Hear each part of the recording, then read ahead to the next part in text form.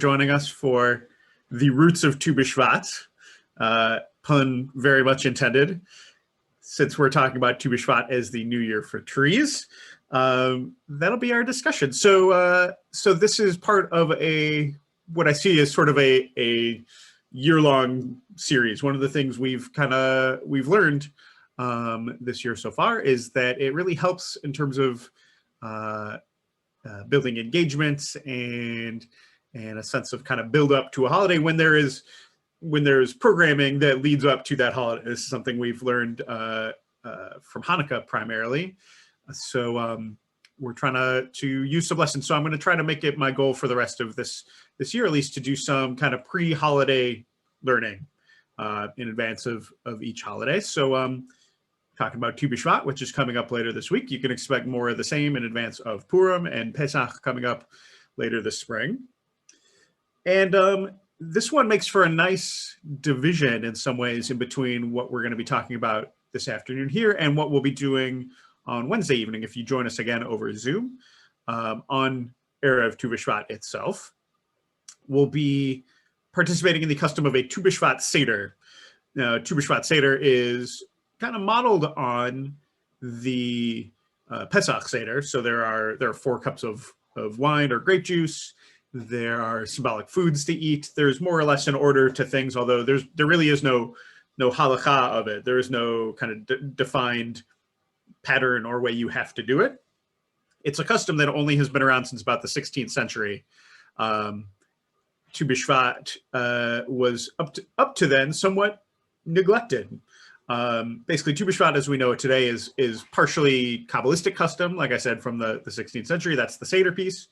And in the 20th century, with the advent of the state of Israel, it's become something like a Jewish Arbor Day. It's been a chance to reconnect with land and nature, particularly in the land of Israel. And the reasons for that will become apparent through our learning today. But in between the destruction of the temple in the year 70 and about the 16th century, when the Kabbalists revived this, Tu Bishvat was kind of dormant as a holiday. It was still marked on the calendar because it was, it's mentioned in rabbinic sources as we'll see today. But there really wasn't any particular ritual or particular practice that made sense to perform or to really connect with, in the post-temple period. So part of what we're doing today is literally finding the roots of Tu Bishvat, digging in there for what it means, where Tu Bishvat comes from. What does it mean to be the new year of trees? You may hear that expression used about Tu Bishvat. What does that even mean? Where does Tu Bishvat come from? What's the basis? And maybe a little bit too, what's still relevant for us today? I'm getting a cat paw on my arm. I didn't even realize you were in here. You're not the only cat on the screen, Okay, just behave back there. Okay. So I want to start with a little bit of a brainstorm, and I hope you'll just go ahead and take yourself off of mute and share whatever it is that comes to mind. How many? I'm curious what you could. I made up a list of my own brainstorm. I'm curious how many you all can think of. How many sort of New Years can you think of in our secular world, like putting aside Judaism and the Jewish calendar? How many sort of New Years or first days of particular seasons or things like that can you think of? And what sort of reckoning are they used for? Go ahead, whoever can think of one. Margaret, go ahead. Thoroughbred racehorses all have their birthday on January 1st. Oh, is that so that they can group them by 2-year-olds and 3-year-olds without fiddling with the exact dates that they were born. Really? Mm-hmm. Yeah. I did not know that. I'm writing that one down because that is going to be useful for the next time around I teach this class. Okay, so that's January 1st is what you said there. The birthday for thoroughbred racehorses. A birthday for thoroughbred racehorses. Wow, fascinating. Okay, so that's also, by coincidence, another secular New Year, right? It's the secular New Year. It's the day that the last digit on the calendar ticks up by 1, right? It's not 2020 anymore. It's 2021, right? That's sort of an absolute date, kind of, right? Okay, what else? How about Stephanie Goringson? July 1st is the beginning of a fiscal new year. Ah, very good. Okay, I thought of that one too. Excellent. And I think I'm not sure that's totally universal. I'm not enough in the business world. I think it's, different places may have different ones, but I know July 1st is a real common one, right? That's a common one. Yeah, okay. Yeah, so that has to do with, it's somewhat arbitrary, right? There's nothing about business that's specifically tied to July 1st, but it has to do with financial reporting, right? It's how much, measuring how much did a company earn over the past year from July 1st of one year to July 1st of the next, right? Which is relevant for things like taxes, earnings statements, investor reports, all that kind of stuff. Excellent. How about Susan? How about the winter and summer solstice? Okay. Those are, I don't know. Yeah, I suppose those are New Year's of sorts, right? Yeah, they open sort of a new, celestial season almost, right? Right. Yeah. Right. Okay. Yeah. What else? I thought of a few more. Who else can think of more? Margaret, do you have more? Oh, somebody shared something in the chat, I think, too. Let's see. The new school year. Yes, Andrea, great job. I thought of that one too. Yeah. So the school year is, we talk about school years, but it's like, so it runs through from fall through early summer, and we use that for reckoning completion of grade levels, right? It wouldn't make any sense to use January 1st for that. Like, there's nothing that's been accomplished or completed or anything like that. But when you complete the year, fall through May or June or whatever, you're ready to move up to the next grade. What's tricky about it is that after I wrote that, I'm like, dang, it's different for every single school district, every single college. And so it's almost like a season, right? It's almost like it exists, but it's like a month, like mid-August to mid-September is the new school year. So I don't know if that means anything, that it's not one day, that's a blurry concept, but I think that's an interesting note, especially given some of the ambiguity we're going to encounter in our discussion, that like this is like some of these have clearly defined, precisely defined dates, and sometimes they tie to real phenomena, right? Like solstices or things like, or equinoxes, things like that. And sometimes it's a little bit fuzzier. Speaking of seasons, though, I thought of sports season. Opening day for baseball is a new year of sorts, right? We talk about the 2021 baseball season runs through, April through October of a given year, right? And that's different for different sports leagues. The NBA sort of plays the opposite of that. It's roughly October through April. And that one, sort of straddles the new year. So you got to talk about the 2021, 2022 NBA season. But that's another kind of year and a new year marker. What else? I thought of a couple more. How about people's birthdays? Yes, Allison. That was the last one I came up with, and I was like, oh, that one's so obvious. But it's a great one. People's birthdays, right? We don't judge how old you are. We're not thoroughbred racehorses. Right? We don't judge how, whether you were born after or before January 1st. You're the next year older once it's your next birthday, right? So we all sort of have our own New Year's, as it were, like your own personal New Year. Good one, Allison. The other one I thought of. Oh, Holly, did you have one? Well, I was just gonna say, in that same vein, anniversaries. Oh, sure, yeah, for counting years of things like marriage or things like that. Yeah, absolutely. I'd say you could also say something like a yard site, the anniversary of someone's passing. I mean, obviously, I said outside the Jewish calendar, but that one counts, I suppose. One I thought of in light of just a few days ago is something like an inauguration day. That's the beginning of a new president's term in office, right? Even though the election took place in November, like this is in some ways the start of their new year as president, right?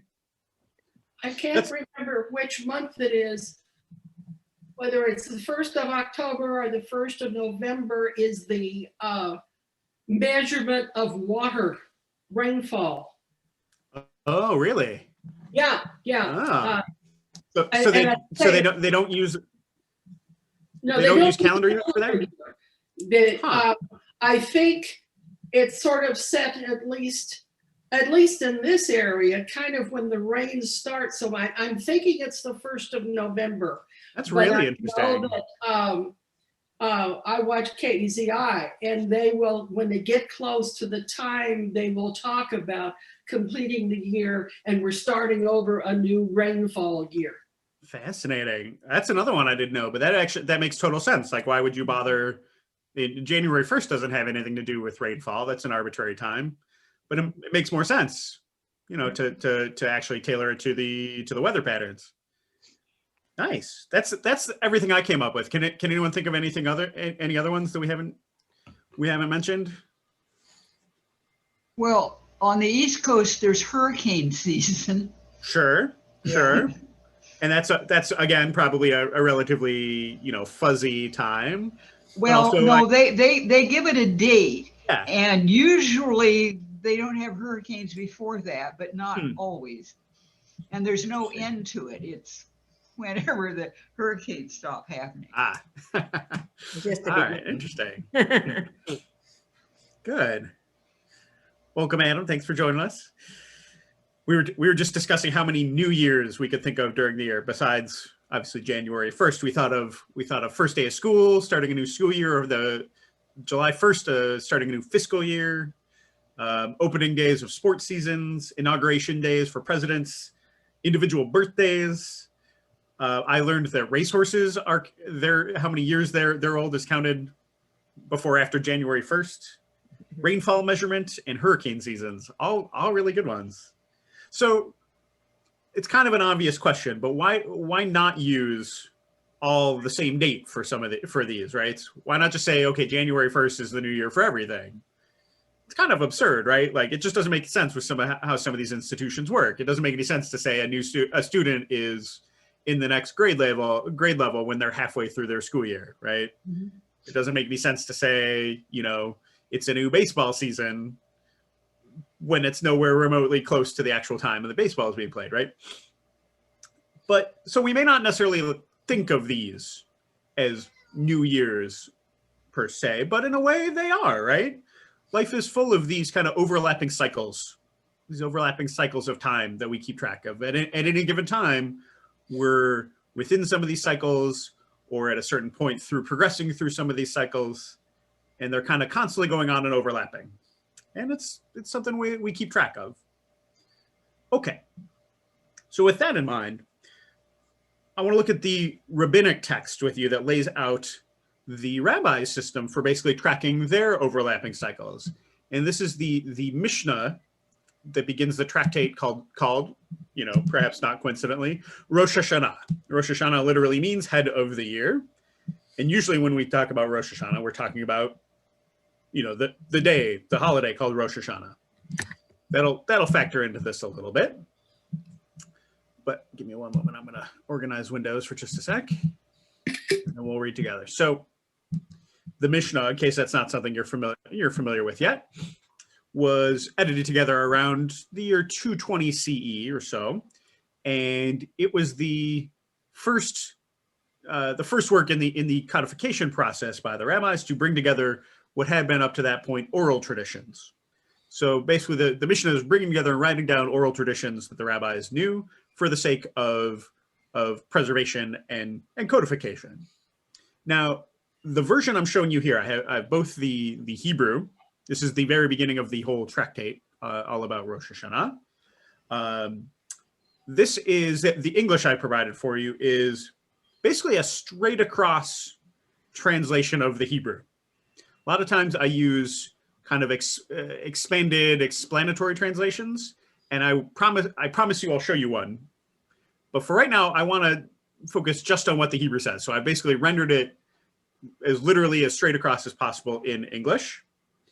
The Hebrew of the Mishnah, much like the Hebrew of the Torah, is really sparse. They try to say as much as they can with as few words as possible. And so starting here gives you a bit, some appreciation, I hope, for this kind of economy of language. And also, I want to isolate variables a little bit. Let's focus first on the when of these New Year's, when they happen, more than the what of them. Yes, I know you want to be let out. Give me one moment while I let the cat out of the room. No fun, buddy. Okay. All right. The boss wanted to be let out. Okay. Okay. So like I said, isolate variables a little bit. Let's focus on the when. And if you're a bit of a visual learner, I can promise you a visual diagram here as well. So this won't be quite so abstract. Could I get a volunteer to read? Just what we have there in English. Let's see. Sure. How about, yeah, go ahead, Susan. Thank you. Already off the mute, ready to go. Okay, there are 4 New Years. On the 1st of Nisan is the new year for kings and for festivals. On the 1st of Elul is the new year for animal tithes. Rabbi Elazar and Rabbi Shimon said on the 1st of Tishri. On the 1st of Tishri is the new year for years, for sabbatical years and jubilee years, for planting and for vegetables. On the 1st of Shvat is the new year for the tree in accordance with the statement of Beit Shammai. Beit Hillel said on the 15th. Okay, thank you, Susan. So like I said, it's very sparse. There's essentially no explanation for what they're talking about with these.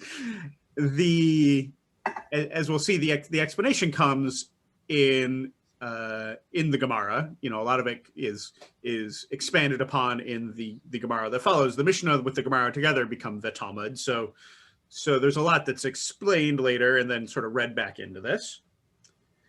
But I want to focus just on those dates. So we've got 4 months already. Nisan, Elul, Tishrei, and Shvat are all mentioned, right? So when are these dates within the calendar? I don't expect you all to have the Hebrew calendar memorized, so I'm going to show you a diagram I quite like. Here's the Hebrew calendar organized in a circle, in a wheel, so that you can see the kind of the repeating pattern of the months and the holidays, and also a rough correlation to the secular calendar. So I don't think our text in the Mishnah can really be understood without looking at the placement of these dates on the Hebrew calendar, and also considering them in relation to the weather patterns and the agricultural cycle of the land of Israel. Now note the order of the months, the order of the New Year's listed in the Mishnah follows the order of the months as presented in the Torah. In the Torah, Nisan, which you can see at the top there. Here, I think you can see my cursor if I do this right. Nisan at the top is labeled number 1. In the Torah, Nisan is called out as the first month. So that's why it's listed first. It's up here at the top of the wheel. But note, Nisan is roughly March or April. It's when the holiday of Passover is. That's usually not when we think of the new year. You know, usually when we think of the new year, we think of Rosh Hashanah, which is straight across down here in Tishrei. Rosh Hashanah, and the holiday of Rosh Hashanah is the first day of the month of Tishrei. Okay. So the first new year that's listed is that first of Nisan. So that corresponds, like I said, with the Torah. It's the month of Passover in Israel. This is the end of the rainy season and the beginning of the dry season. It's kind of the transition month. The grain crops are usually planted in the early rainy season. The grain crops that were planted early in the rainy season begin to mature about this time. So it's the beginning of grain harvesting. And it's when it's really noticeable. The air is dry, the sudden storms go away, the sky's clear a bit. This is the beginning of the sunny season. Now, months 2 through 6, ER through Elul, this is all the summer. It's hot and dry in Israel at this time. The peak of the heat is usually in about late summer. This is July to August is really hot and really dry and really sweltering in Israel. And by the 1st of Elul, the 1st of Elul is another one of those New Year's mentioned. So the beginning of the 6th month. That's when the grain harvest continues. Summer fruits are also harvested through this time, with things like figs, grapes, dates. By the 1st of Elul, it's really getting to be the end of summer. The peak of the heat has passed. This is the one that's called the New Year for animals, or for animal tithes. I suspect maybe that has something to do with maybe livestock are giving birth at this time. Like if spring was mating season, I don't know what the gestation periods of these animals are. I don't know. But, you know, obviously animals are still active. You know, herd animals are still going to be out in their fields grazing. By the time we get to the 1st of Tishrei, which is what we usually think is the beginning of the year, this is Rosh Hashanah, and the following holiday is Yom Kippur, Sukkot. Interestingly, like I said, it's considered the 7th month, even though it's also the new year. This is now really the end of summer. It's the beginning of the rain of the prayers that are recited at the end of Sukkot. On Hoshana Rabbah are prayers for rain, that the rains will come on time and not too heavy, not too light, just right to make things grow. So Tishrei is a time for plowing and time for planting. Then the rains set in. Cheshvan through Adar is the rainy season. And it's a time for growing. It's really not for harvesting for the most part, with a few exceptions. By the time we get around to Shvat, which you can see is the 11th month, the month we're in here, where Tu Bishvat is, now we're starting to get into springtime, right? Flowers start to appear on fruit-bearing trees. I can tell you if this is really a noticeable phenomenon in Israel, where all of a sudden everything starts to bloom, and it really does correspond to the Hebrew calendar. In particular, the almond trees. The almond trees start to blossom with their flowers. And then, you know, by that time, we're back to Adar and Nisan again. If you're confused about this 12 and 13 here, this is the way the Jewish or the Hebrew calendar handles leap years. Basically, there are not enough days in the year to keep pace with the actual solar year. It kind of falls behind. That's why our holidays on the Hebrew calendar fall at different times. You know, they sort of move forward and back relative to the secular calendar. And every now and then, the way they get back on track is by just adding a whole other month. I don't know why it says Adar 1. Usually it's called Adar 2. You basically repeat the month of Adar, the one that has Purim in it, and just add another month and then keep going, and then you're more or less back on schedule. Okay. So, my fault. Question so far about Hebrew calendar is in terms of a diagram and where some of these dates are. Did that explanation make sense? What questions do you have?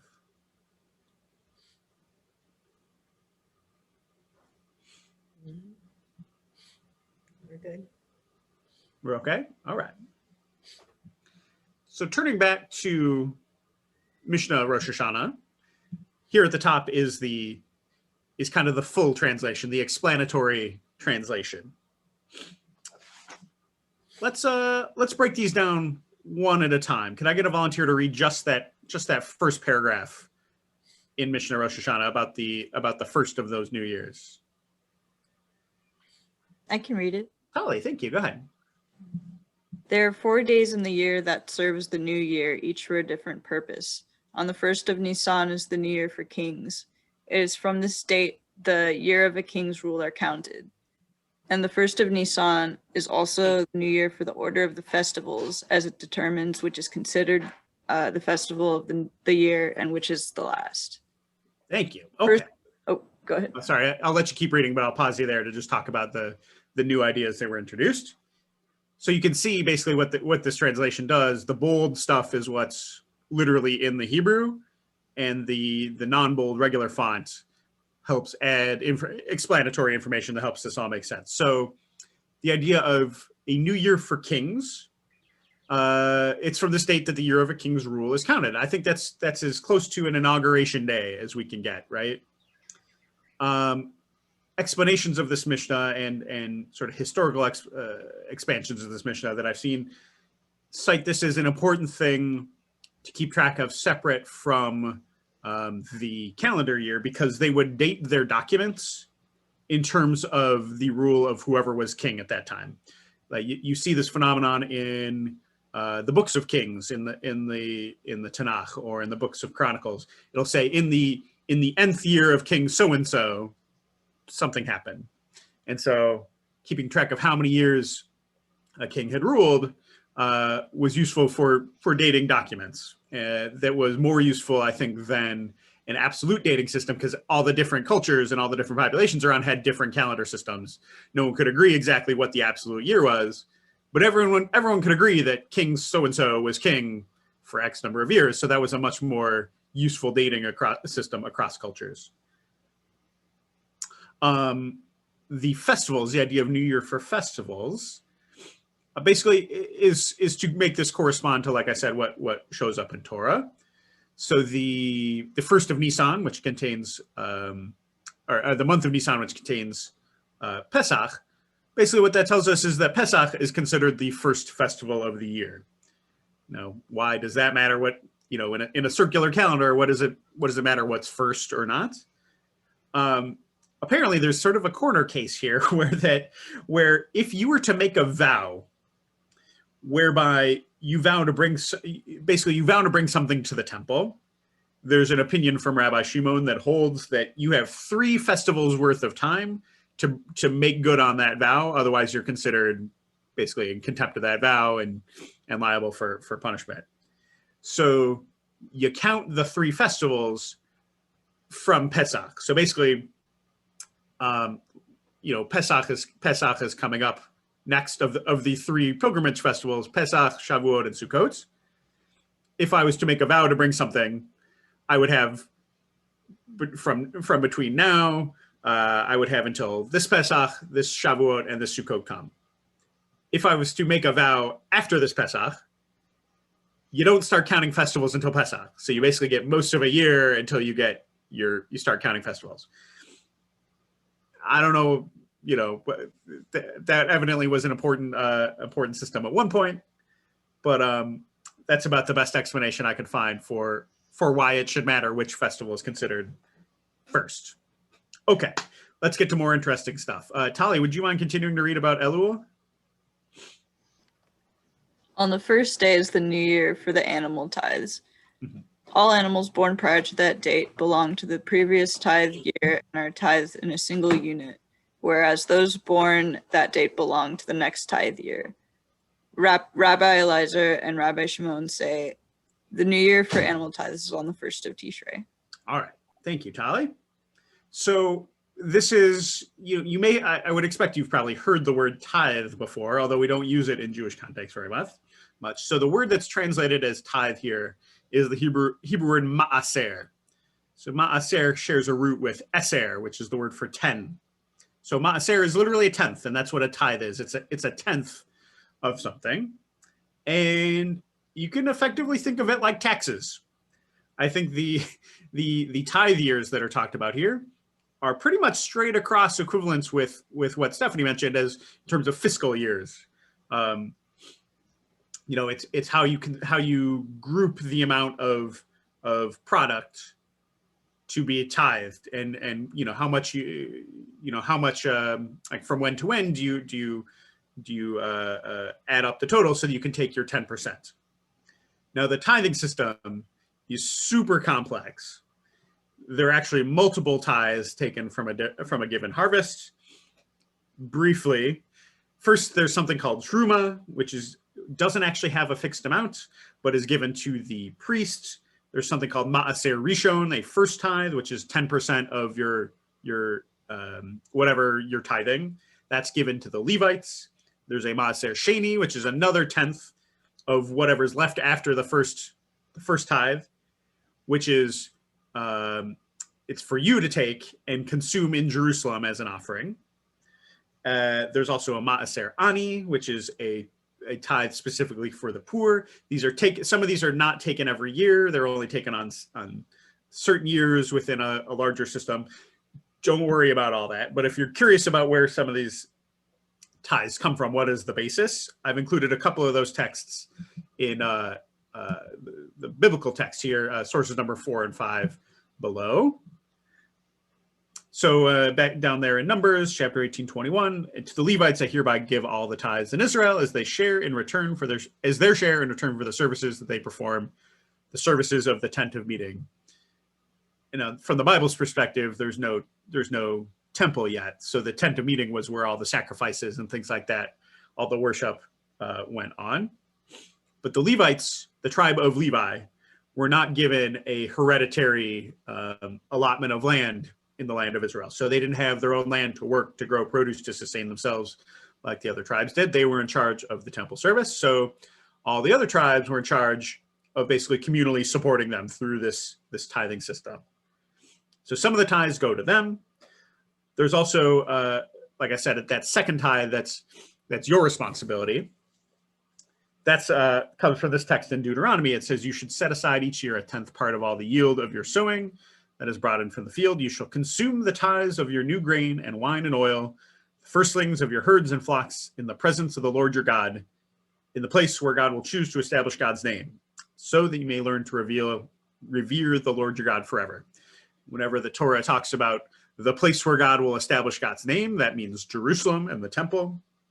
So basically the deal was, after you did the tithing that went to the priests and to the Levites, you would then take 10% that was your job to go present as an offering.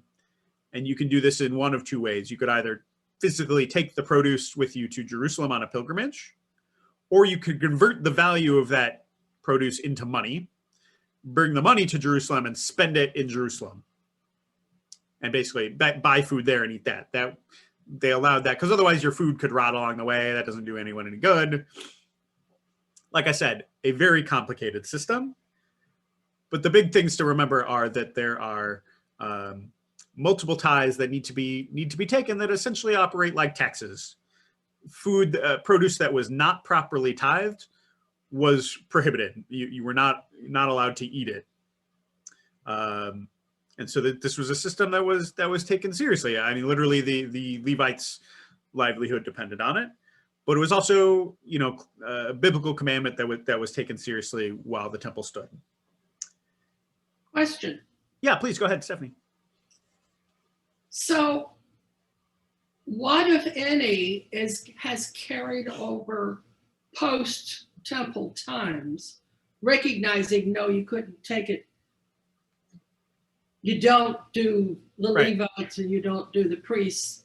Right. And you don't take the sacrifice or the things to the temple. Right. But is there some connection to alms for the poor now, or? Not exactly. So you may have heard of tithing practices in things like I know the Latter-day Saints. They literally do a tithe, right, where 10% of your income goes to the church. Yeah. There are things like that where there are tithes for the poor. There's not such a thing in contemporary Judaism. Tzedakah is another one of those quantities that's without a defined measure. Okay. That's so. I'll touch back on this later. But once the temple's gone, the practice of tithing is kind of put in suspended animation. It was also understood to really only apply to the products of the land of Israel. So if you live outside of Israel, none of this affects you anyway. Your products are not tithed. Only products of the land of Israel, because it says, specifically here. Maybe it doesn't say specifically, at least in this verse. But this is clearly in the context of once you're settled in the land, then you're going to do this tithe. So that's read exclusively to mean only products of the land of Israel. So it was essentially, since Jewish farming was not a big business in the land of Israel for most of the last 2,000 years, this was essentially abandoned because it just wasn't in effect. It's made a comeback in the 20th century with Jewish farming returning to the land of Israel. And there is, in fact, a tithing process that goes on. It's not obviously given to the priesthood anymore, but you can still buy tithed produce in Israel, where at least these tithes are taken. And I'm not totally sure what they do with that, but I know they're not giving them to the temple anymore. Okay. Any other questions? Yeah. As worship, there was basically something substituted once the temple was destroyed and people were scattered. I just wondered if there was a substitute for the concept of tithe. Not especially in terms of like measuring measuring agricultural yield. No, Okay. you would owe taxes to the government that who governed wherever you lived. There was obviously you were things like synagogues and the local rabbi was communally supported, but like today, that's not a defined portion of your income or anything along those lines. Yeah. Okay. Let's see. Back to Tishrei. Tali, would you mind reading about on the first of Tishrei? Oh, I'm sorry. I wanted to say too, Rebbe Elazar and Shimon have a different idea about the animal tithes. They say it should be the first of Tishrei. This is not the only ambiguity. We'll touch back on those in a little bit. Tali, would you mind picking up the reading for us on the first of Tishrei? Sure. On the first of Tishrei is the new year for counting years, as it will be explained in the Gemara for calculating sabbatical years and jubilee years, i.e. from the first of Tishrei, there is a biblical prohibition to work the land during these years, for planting, for determining the years of Orlah, the 3-year period from when a tree has been planted, during which time its fruit is forbidden, and for tithing vegetables, as vegetables picked prior to that date cannot be tithed together with vegetables picked after that date. Okay. Now we're getting into some complicated stuff. So the first of Tishrei is the new year for counting years. That is the new year we're familiar with, Rosh Hashanah, as it says that it'll be explained in the Gemara. This is the text or the explanatory translation, sort of reading that back in. It's the new year for calculating sabbatical and jubilee years. That's some new concepts we haven't talked about yet. If you're unfamiliar, there's sort of a bigger cycle at work, just like there are each week 6 days of work followed by 1 day of rest on Shvat. There's a bigger cycle of years where there's 6 years of work followed by a year of rest, at least in theory. It's not at all clear how this actually happened in practice, but at least in theory, every 7 years, there's what in English is called a sabbatical year, which is just a cognate from Hebrew Shabbat. It's just like the Sabbath. The Hebrew term is Shemitah. There's a Shemitah year. And it's a year when the land is left fallow. There's prohibitions on the work that you can do, about the harvesting that you can do. It's essentially a Sabbath for the land. And then after 7 years of that 7 years, or I'm sorry, seven 7-year cycles, so in other words, 49 years, that 50th year is what they call a Jubilee year. And that's similar to the sabbatical. It's another special year off. This gets really complicated and it's sort of dubious about how this worked in practice. One, because there's not, direct evidence from the period that tells us how this worked. And two, it seems fairly unrealistic that, especially in the 49th and 50th year, that the whole, everyone could take 2 full years off of farming and not all starve to death. It doesn't sound particularly plausible, but that's at least how the system worked in theory. And like I said, there's prohibitions on what you can and can't do during those years. So the first of Tishrei is the new year for not only ticking up the calendar by 1, but also for saying this is the start of the sabbatical year. This is the start of the Jubilee year.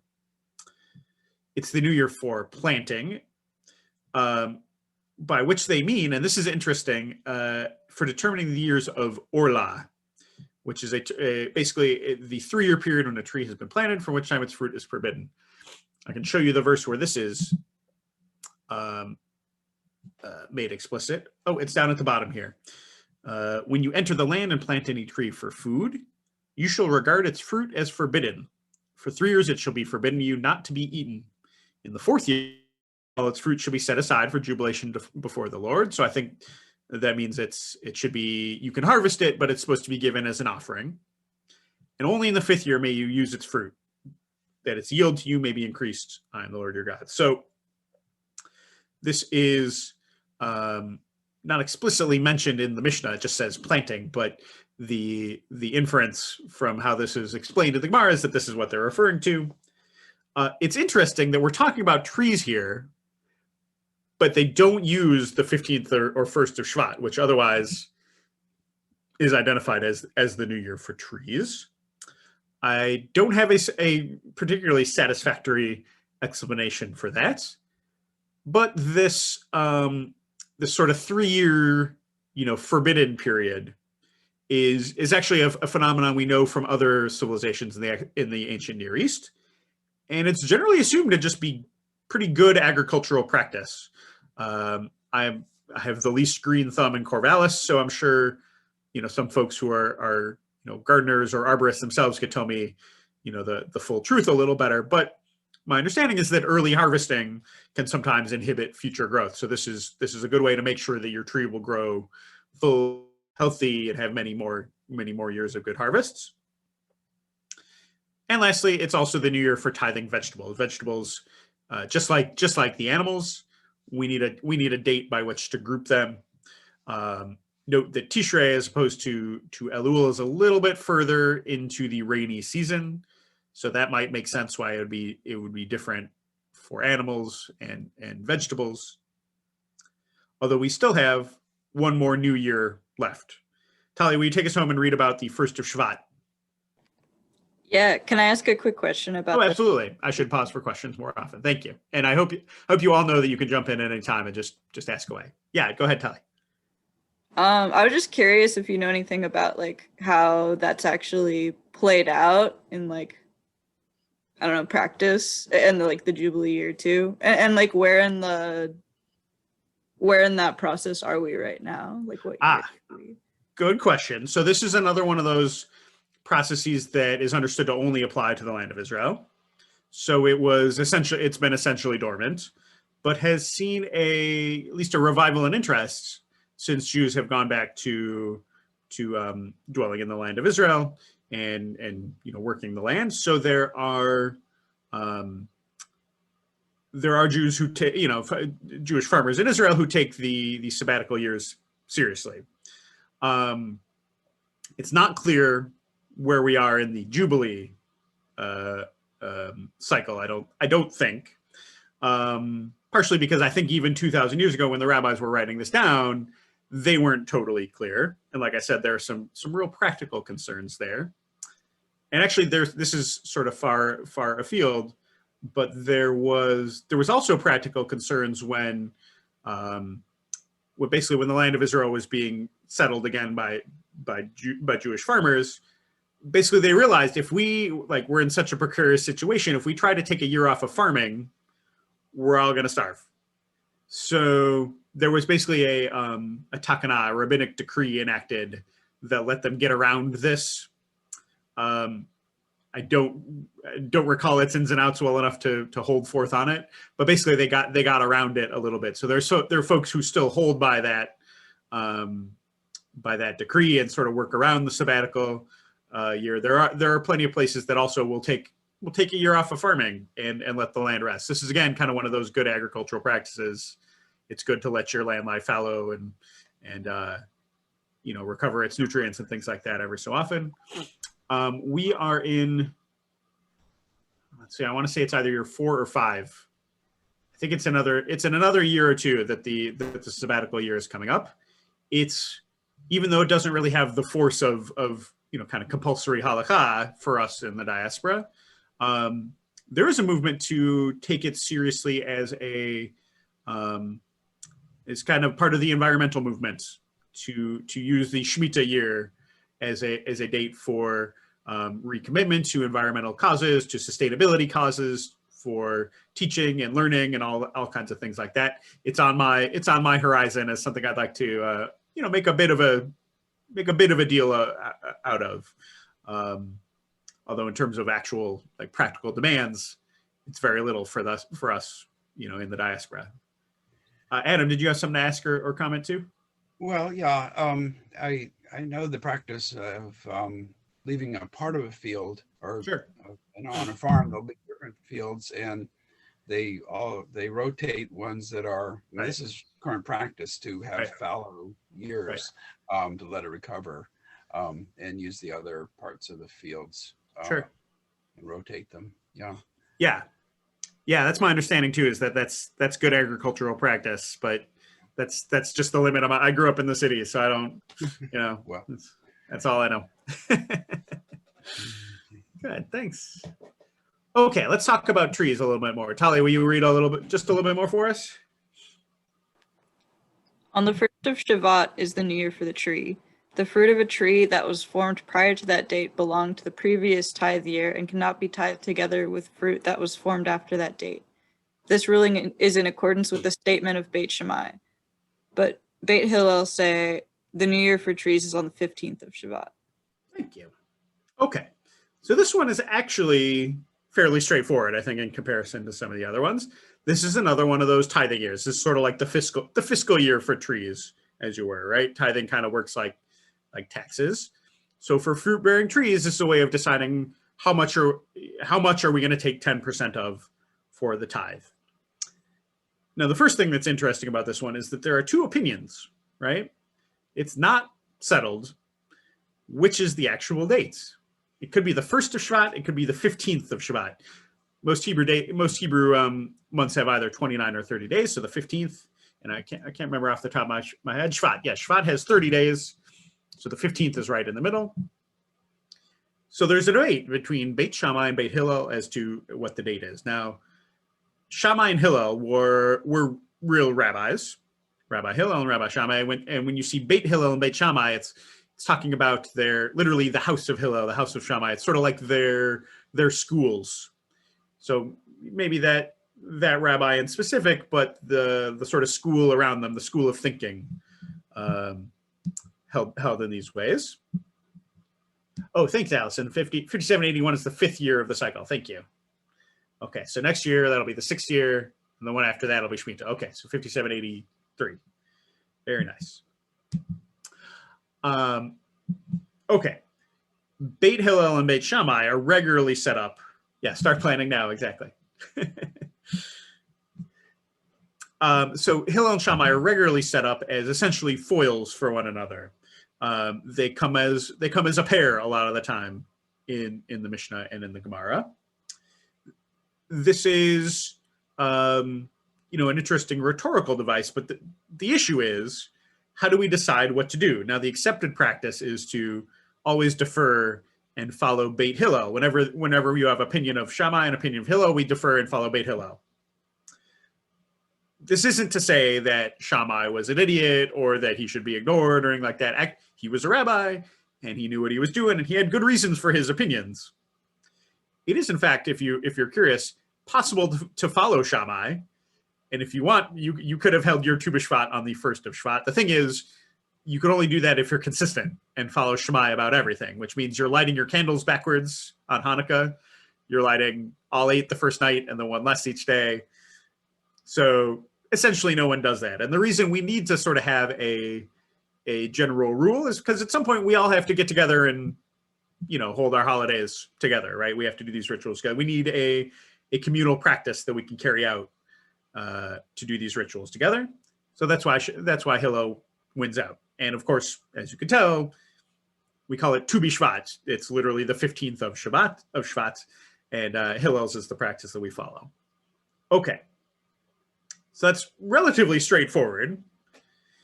There's no additional information really given here in the Mishnah about, what the practical implications of the 15th of Shvat as the New Year for trees are.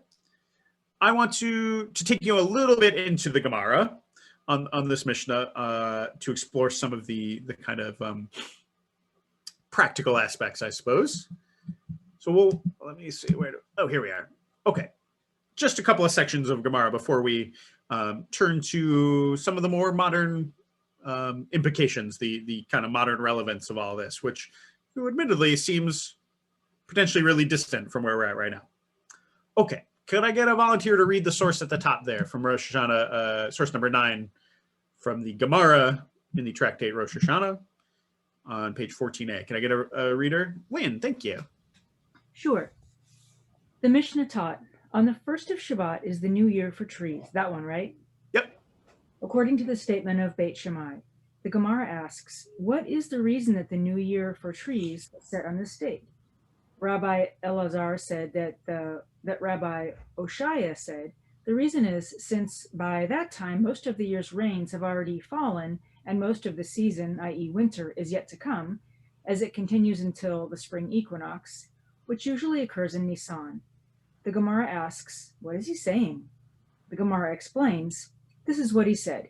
Even though most of the winter season is yet to come, nevertheless, since most of the year's rains have already fallen, it is considered the end of the previous year of rain, and anything that grows from then on is considered produce of the next year. All right, thank you, Lynn. So the Gemara asks exactly the question I think we probably hoped it would ask is why? What's the reason that the new year for the trees was set on this date? And the answer is a little bit confusing. We have a tradition from a Rabbi Oshaya, quoted here by Rabbi Elazar, but it's a little bit opaque, I gotta say. And the Gemara seems to realize this themselves and sort of attempts to rephrase it in a way that makes a little more sense. His focus is on the rains. He thinks the important consideration, and therefore Beit Shammai, and I think in selecting the first of Shvat, considers the rains to be the most important consideration in determining the new year for trees. He thinks that by the first of the month of Shvat, most of the rains have fallen. I can't for the life of me tell you how they account for this part about most of the season of winter is yet to come, because if you look back at our calendar, like I said, basically the whole left side of this wheel is the rainy, i.e. winter season, and the whole right side is summer. So by Shvat, definitely I can see most of the rains having fallen. There's like 4 months of rain versus only 2 more to come. But I don't really know how you can say most of the season is left. I think the explanation here, they try to say that it has to do with the where does it say the season end of the previous year, and anything grows is considered the produce. Where did it go? Oh, the spring equinox. In other words, the spring equinox is still a couple of months away, usually in the month of Nisan, which is the next month. So they're saying, okay, that's maybe the official end of spring, or the official end of winter. But in any case, I think what's important for us to take away, and if we're trying to get inside the mind of Beit Shammai, why the first of Shvat? Why is that the date? I think it's useful to look at this as kind of the basis on which they might choose to make a decision about this. The new year for the trees can be any date. We have 2 proposals, but it really could be any date. These are all otherwise, kind of arbitrary. One, I think, quite logical proposal is we should go by the rainfall, right? Once most of the rain has fallen, we could maybe say that since rain is what makes the plants grow, this should, most of the growth for the year should already be accounted for. Any growth after that, after the bulk of the rain has fallen, is effectively negligible. That's a good time to say, here's where we're cutting it off. Everything that grows or grows after this point belongs to the next year. Everything up to that point belongs in this year. What do you think about that in terms of going by rainfall as a mechanism for tithing the fruit of trees? Does it make sense? Does it not make sense? What do you think? Why? I think it kind of makes sense because after the rain stops falling, then you start to see new growth on the trees, not just even flowers, but like actual new growth. So it makes sense that would be a marker of a new year for the tree. Sure. Yeah, in as much as you sort of see a straight across correlation between how much it rains and how much it grows. Yeah, that makes sense. My suspicion is this is the sort of perspective that is, we need something that everyone can observe, right? The rain falls on the just and the unjust alike, right? We all know when the rains are mostly over or something like that. We're not necessarily going from tree to tree and measuring with a ruler the size or anything like that. But this is a time when we can sort of communally agree this season is coming to a close and we're going to the next one. That's my suspicion. I mean, they don't give any more details than that. Okay. So if one approach that ends with a decision about the first of Shvat is when we should have our new year. That's Shammai's approach. If one approach has to do with rainfall, what might another approach be? Let's see what Rabbi Hillel says. Now, he's not explicitly mentioned here, but it does talk about the 15th of Shvat. So this must be another line of thinking that ended up with the 15th of the month of Shvat as the answer. So I think we can look at this as if it is helping us understand Beit Hillel a little bit better. Can I get a volunteer to read source number 10, our last one there? The sages say. Who's got it? Maybe someone who hasn't read yet. Oh, Holly, please go ahead. Thank you. The sages taught in a baraita, a tree whose fruits were formed before the 15th of Shvat is tithed in accordance with the previous year. And if the fruits were formed after the 15th of Shvat, it is tithed in accordance with the coming year.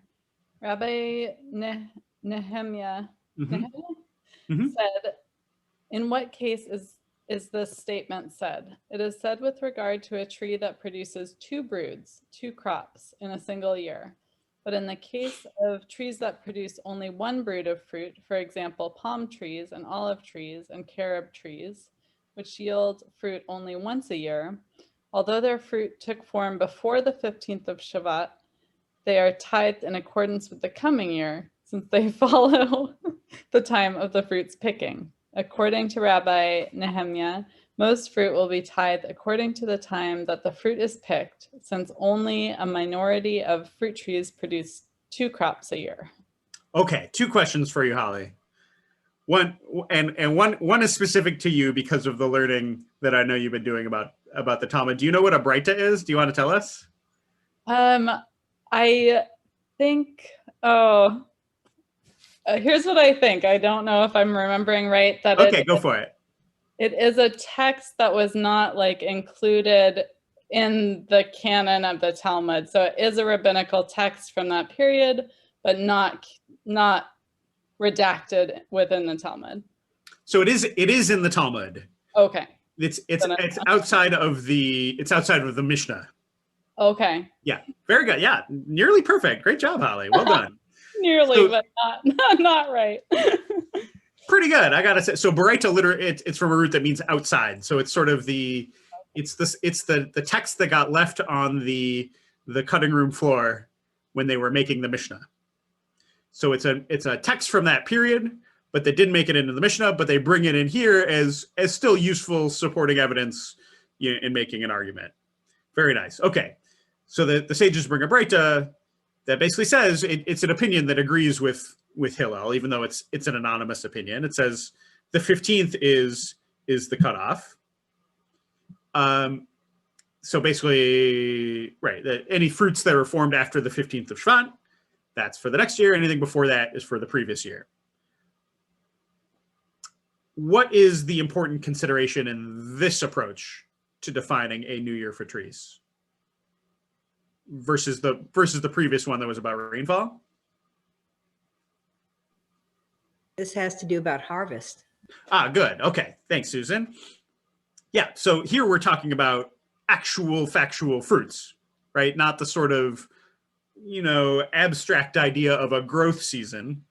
We're talking about literally, did the fruit grow in time or did the fruit not grow in time, right? Okay. Here's the thing. How do you know, is it just when the fruit is picked? Is it when the fruit is ripe? What if the fruit is still on the tree? It's ripe and ready to be picked, but not picked by the 15th. Just like the sort of rain idea has its fudge factor. I feel like there's a potential fudge factor here too. Now, Holly, you laughed for a minute. What was it you were laughing about there? Do you remember? I think it was just the specificity about the trees that produce the two crops. Two crops. Right. Okay. Yeah. Right. So it is kind of funny, right? They have this Breita that basically says the same thing we know from the Mishnah, that you know, the 15th is the cutoff for tithes.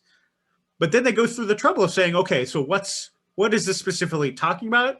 And they try to say this is only actually talking about a tree that has 2 broods. And I didn't include this part, but the Gemara thinks this is kind of funny. And it's like, why did you use the word brood, Nehemiah? Like, that's the kind of word you talk about for animals. Like, we call them crops. so our text fills in crops here. But they continue to use the word brood in any case. And so they're trying to say, okay, it's about when there's sort of 2 harvests of a tree's fruit. However, palms, olives, carobs, basically the vast majority of trees really only have 1 harvest season. So this is sort of a specific case for those. Why do they need to bother to even do that? It's because you can't just have 2 opinions that say the exact same thing. There's no reason that whoever the anonymous sage is who said this Breita would never just repeat verbatim what we learned in the Mishnah for Rabbi Hillel. He must be adding something new and novel and useful. So what they do is they narrow the scope, they narrow the case that this otherwise seemingly redundant text is talking about, and say, okay, this is talking about only this case of the 2 crops. Now we have 2 things that are, you know, essentially identical, but they teach us two different lessons, as it were. Margaret. Most trees in this area only have 1 crop, but lemon trees have more than 1. I was really hopeful someone would come in with an example of a tree that has 2 crops, because I, of course, had no idea. Lemon trees. I'm going to take that note. Don't figs have 2 crops where it's warm enough to ripen the second brood? I have no idea. I think that's right too, the fig. Yeah. Okay. Yeah, this is something I keep coming up against throughout all of my Talmud study, is it's evident to me that the folks who wrote this had a real lived experience of agriculture that I am just never going to get, because I didn't grow up on a farm and I didn't grow up specifically on a farm in the land of Israel, you know, in this system. And so there's this kind of realia to all this that I'm just never going to get as deeply. So it's really always great to study with folks who, you know, even if you're not Talmud scholars, you have domains of knowledge that I don't have. And so every time I learn something like about lemon trees or racehorses or whatever, that really enriches my learning. So thank you. Okay. Like I said, okay, so there's basically 2 different approaches, and I think as long as we're grasping for an explanation of why the 2 opinions, why is there a split vote in between either the 1st of Shvat or the 15th? Well, maybe an explanation could be it depends what you consider to be the most important consideration. Is the rainfall the most important consideration? We shared some you know, ideas in support of that it might be more observable in a general way, or is it the specific formation of the fruit, right? I think those are both valid approaches. That's why I say, you know, it's not that Shammai was an idiot. It's that we just needed to pick one. And so we're going with Hillel so that we can all celebrate our holiday on the same day. Okay. That's actually about all there is to it in terms of the New Year for trees as it's written about in rabbinic sources, without going much deeper into the Talmud's substantial debates about the start and end of tithing for various specific types of crops and in various specific situations. They get really in-depth. Again, they have this real in-depth knowledge that I just don't have. That is not interesting enough to us to want to go to explain or to go to examine. So this is kind of the you know, the gist of what it means to have a New Year for trees. I'm curious, what do you think? I have a few ideas about what is still relevant for us here. Is there anything from this whole idea of having a New Year of trees that we can reclaim or learn from or put into practice for ourselves? I'm curious, has anything come up for you that you felt useful or applicable before I go ahead and share what I think?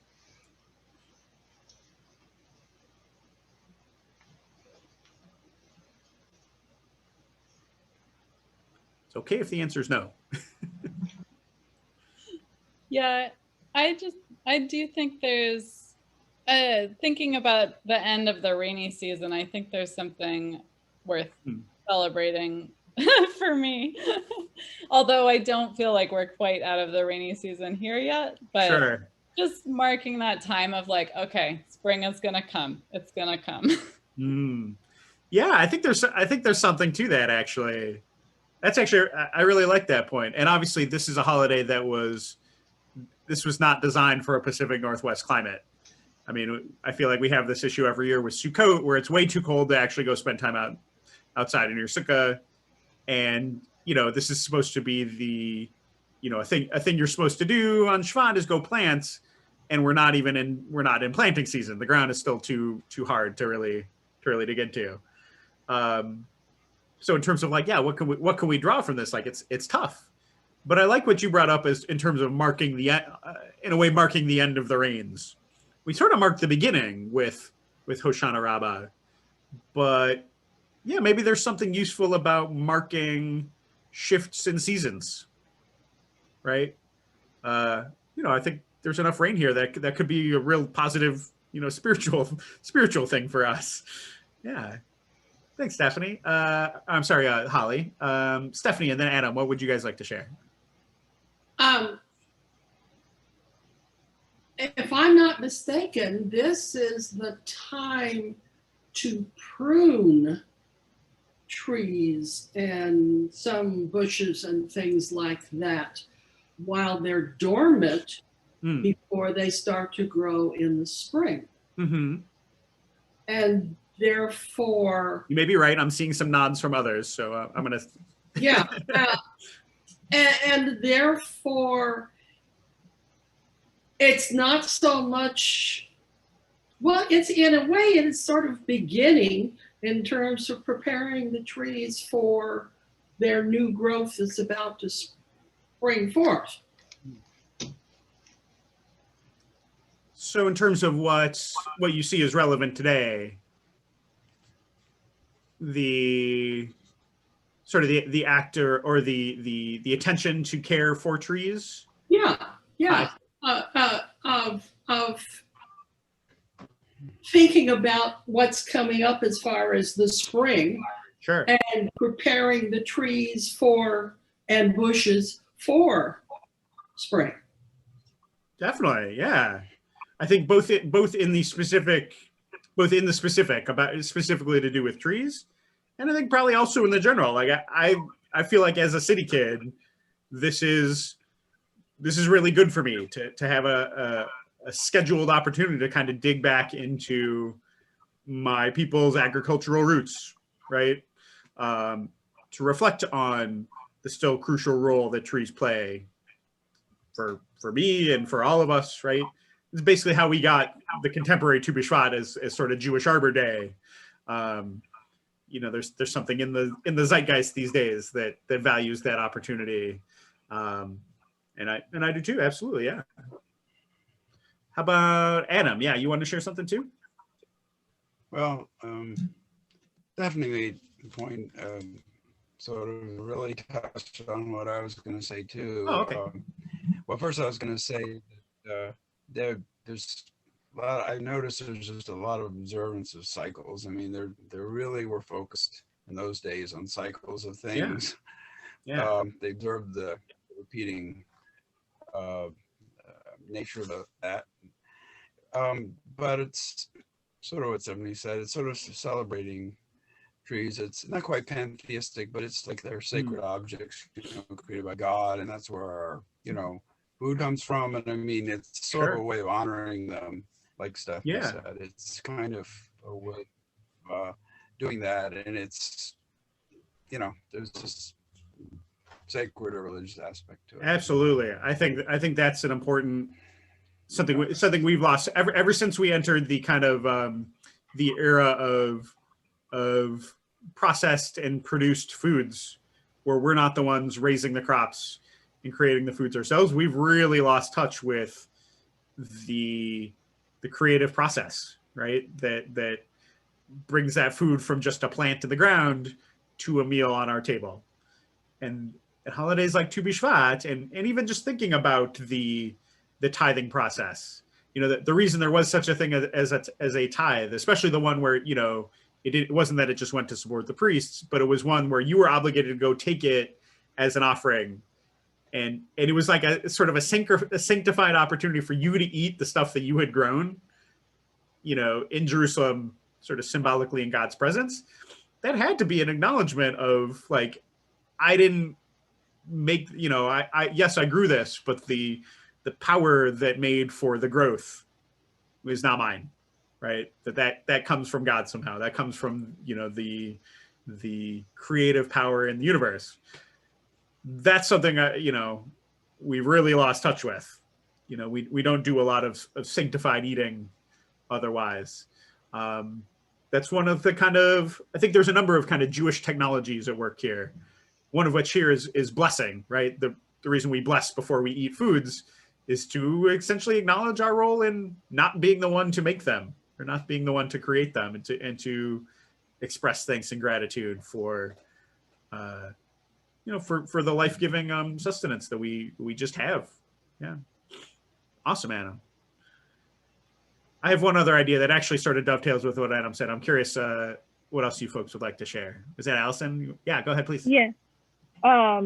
We have a big vegetable garden, and it's actually a great time to start indoor seed starting. Yeah. So I'm actually planning to start onions and peppers this week, and so it is a good like beginning of a new season in terms of like getting excited for what's to come in the spring and summer. Yeah, I love that. And actually, you know, relevant to what we were talking about at Beit Midrash in terms of like charting our own halakha, our own path through this. Like the change that we're encountering is, well, we're Jews living in a northerly climate that our ancestors 2,000 years ago never anticipated. So we're sort of charting a new Tu Bishvat practice by, yeah, instead of going to plant in the ground, we're starting seeds indoors that we can then move out when it's appropriate. So I think you're kind of doing that work, and everyone who's planting seeds at this time, such as they can, are, you know, really evolving the halakha of Tu Bishvat, the way of doing Tu Bishvat, in response to our new circumstances here in Corvallis and surrounds. I know there's other folks from not specifically in Corvallis too. Yeah. Thanks. I have a concluding note to touch on that actually ties in a little bit into what Adam said. Is there anyone else who noticed something useful here, or something relevant to them from the whole New Year for Trees tithing process?